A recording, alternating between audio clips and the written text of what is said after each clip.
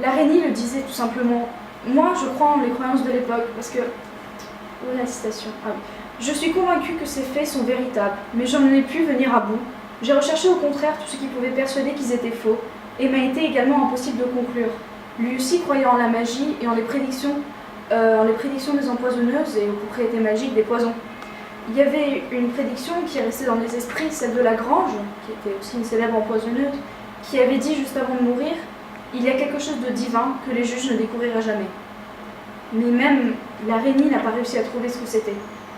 Il y a un mystère encore plus grand qui parlait d'un certain Milord anglais, qui était allié au chevalier de la Brosse. Pour l'araignée, la Montespan était coupable de sacrilèges, comme des messes noires par exemple, ou de tentatives de crime, quand elle a essayé d'écarter, et même ça a été prouvé, sa potentielle rivale, Mademoiselle de Fontanges, qui est morte 2 ans après la fin de l'affaire des poisons.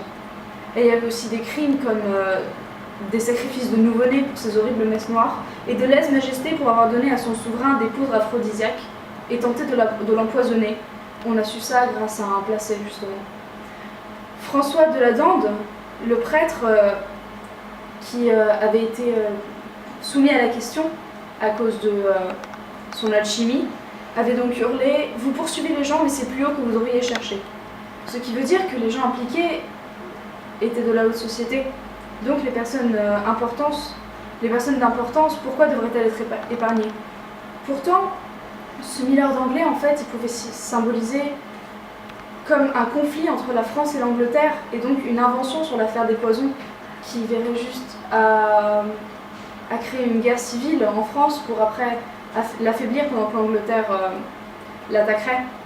Mais si ça c'est vrai, Mademoiselle des œillets, qui est la gouvernante de la Montespan, ne serait que des marionnettes, et ce serait alors quelque chose de pas du tout magique, mais plutôt politique.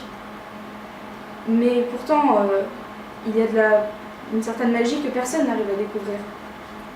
Après l'affaire, on a eu peur du poison, et on a ouvert les corps pour voir s'il y avait du poison à l'intérieur pendant assez longtemps. Et chaque mort prématurée ou subite était attribuée à un empoisonnement. Pour Louvois, le ministre de la Guerre, qui est finalement sorti triomphant de cette affaire, on a dit qu'après sa mort, il avait été empoisonné justement à cause de ça. Et vers la fin du règne du roi, les morts brutales de son entourage sont devenues douteuses. Il y a une grande part de mystère et je pense pas qu'on pourra un jour l'expliquer. Mais si tout ça c'était vrai, on peut pas savoir. Ça t'a convaincu, toi? Parce que moi, pas du tout.